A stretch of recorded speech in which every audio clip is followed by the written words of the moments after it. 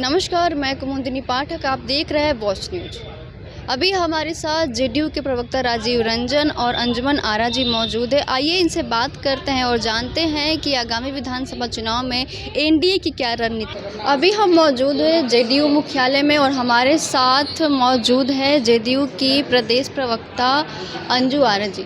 Madam, आपसे सवाल है कि इस बार जो विधानसभा चुनाव होने वाला है, तो इस बार कितने महिलाओं को टिकट मिलने वाली है जेडीयू से? देखिए, ये टिकट और चुनाव सारी चीज़ें जो हैं वो शीर्ष नेतृत्व हमारा तय करता है और अभी चुनाव में बहुत वक्त है। ये निर्णय शीर्ष नेतृत्व के द्वारा होता है।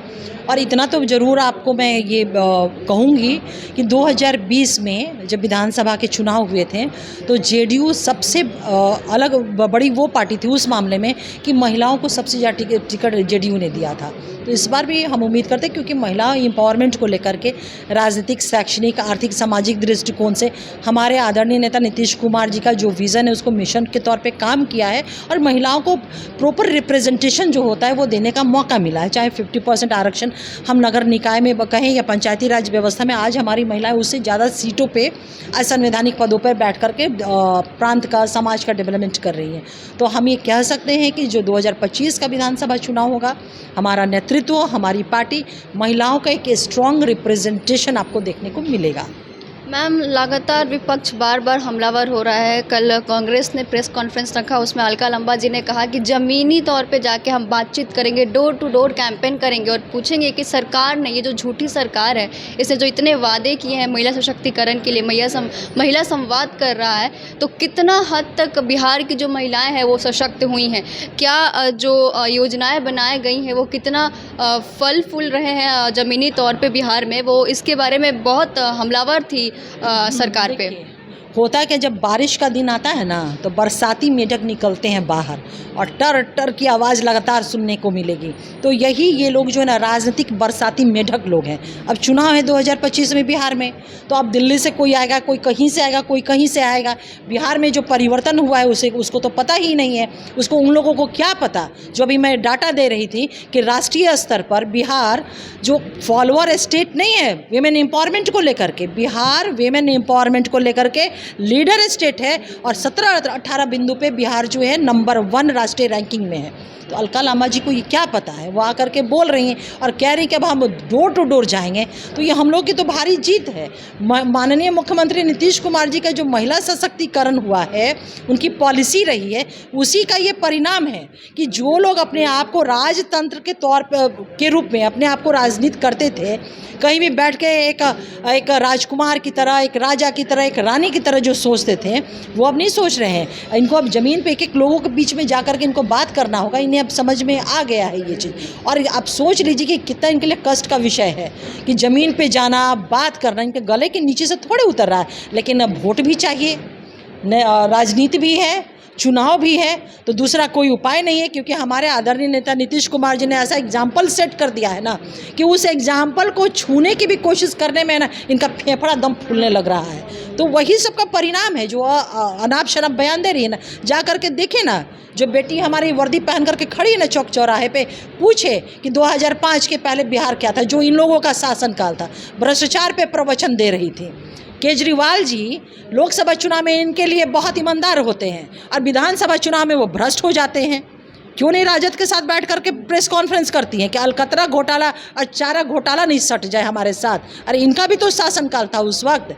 अगर केजरीवाल जी भ्रष्ट हैं, भ्रष्टाचारी हैं, तो तेजस्वी जी क्या हैं? चार्जशीटेड है ना लैंड फॉर जॉब मामले में। तो बहुत सारे ऐसे सवाल हैं जिस सवालों को उन्होंने उठाया, वो आईना उठा करके देख ले कि उनके चेहरे पे कितने उनके चेहरे पर मैम, वो तो कह रही है कि महागठबंधन साथ में इलेक्शन लड़ने वाला है और इस बार वो दावा कर रही है कि वो भारी बहुमत से जीतेगी और उनकी सरकार आएगी बिहार में। तो क्या सोच रही है कि कहेंगे कि हम हारेंगे? दो डबल डिजिट पे भी नहीं जा पाएंगे। 225 का जो संकल्प है ना, 225 का संकल्प 2025 फिर से नीतीश, बिहार का ये संकल्प सिर्फ एनडीए का नहीं, जेडीयू के वर्कर का नहीं, बल्कि बिहार की आवाम का भी है। और दूर मत जाइए, अभी पीछे थोड़ा सा जाइए ना आप, बाई इलेक्शन आपको दिख जाएगा, लोकसभा चुनाव दिख जाएगा। सुपड़ा साफ हो गया ना चारों सीट पर।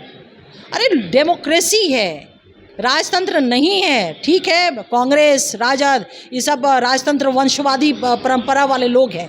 डेमोक्रेसी है, जनता तय करती है कि यहाँ पे क्या होना है। और 2005 से लेकर लगातार बिहार की जनता तय करती रही है ना। क्या कहते थे लोकसभा चुनाव के टाइम में कि जेडीयू साफ हो जाएगा, भगदड़ मच जाएगी, एक सीट नहीं आएगा। लार्जेस्ट पार्टी बन करके ना आए, जेडीयू और मजबूत हुआ ना, एक सशक्त सरकार न बनी केंद्र में। तो ऐसे जो राजनीतिक बयान देने के लिए लोग आते रहते हैं, चेहरा चमकाना है, कुछ बोलेंगे नहीं तो होगा क्या। जा कर के जीविका दीदी से मिले और पूछे, कहेगी कि हम लोग पाई पाई के मोहताज हुआ करते थे।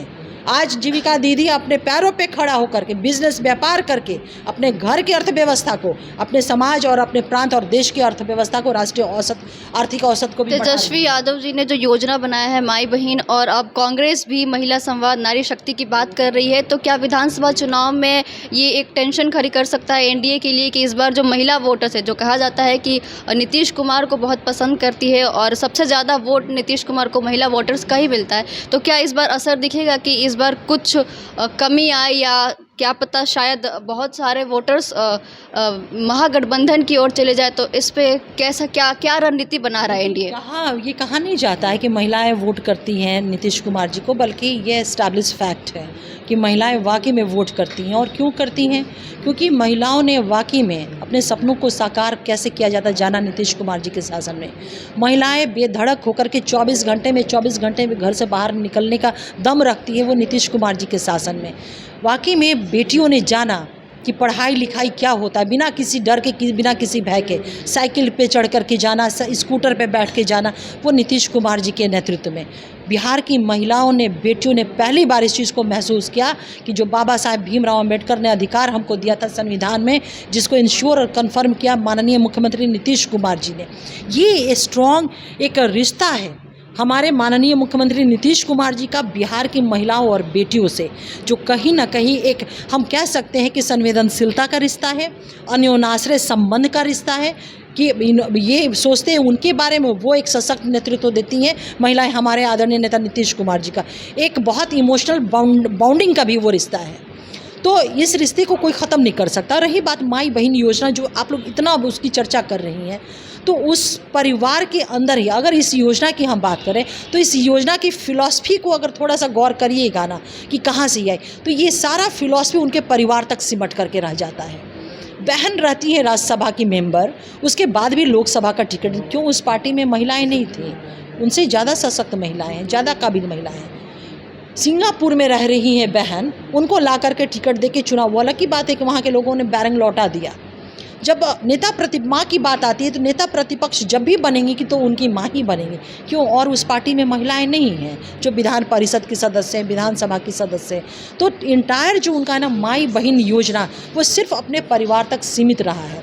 लेकिन अगर बात करिएगा हमारे नेता की, तो उनका स्पष्ट मानना है कि बिहार की वो तमाम बेटियां, तमाम महिला जिनका 100% एम्पावरमेंट ना हो जाए, तब तक हम नहीं कह सकते हैं कि हमने वो अचीव कर लिया है। और इंटायर बिहार माननीय मुख्यमंत्री नीतीश कुमार जी का परिवार है, और इसी दिशा में वो लगातार काम भी कर रहे हैं। और यही कारण है कि महिला संवाद जो कार्यक्रम की शुरुआत उन्होंने किया, ये कोई शुरुआत नहीं है, 2006 से ही इसकी नींव पड़ी है।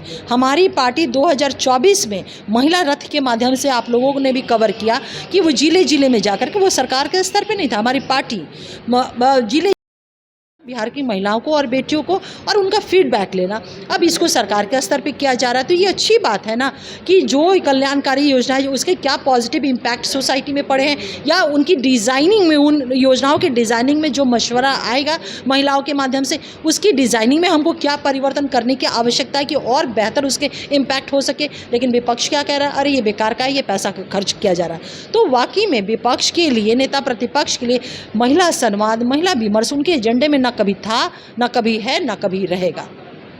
तो अभी आपने सुना जेडीयू के प्रदेश प्रवक्ता अंजुम आरा को। उन्होंने कहा कि नीतीश कुमार के साथ महिलाएं पहले भी थी, आज भी है और हमेशा रहेगी, और इस बार की विधानसभा चुनाव में भी महिलाओं का वोट नीतीश कुमार को ही जाएगा। और महागठबंधन पे तंज कसते हुए उन्होंने कहा कि इस बार महागठबंधन को डबल डिजिट का सीट भी नहीं आने वाला इस आगामी विधानसभा चुनाव में। उन्होंने तेजस्वी जी को कहा कि उनका जो माई बहन योजना है, ये सिर्फ उनके परिवार में ही है, उनकी माता के लिए है, उनकी बहनों के लिए है, और जो बिहार की बाकी महिलाओं हैं उनके लिए ये सिर्फ एक दिखावा है। बिहार की तमाम खबरों को देखने के लिए आप देखते रहे वॉच न्यूज़। हमारे वीडियोस को लाइक करें, चैनल को सब्सक्राइब करें। आपका जो भी मत हो हमें कमेंट सेक्शन में ज़रूर बताएं। कैमरामैन पीयूष मिश्रा के साथ मैं कुमुदिनी पाठक, धन्यवाद।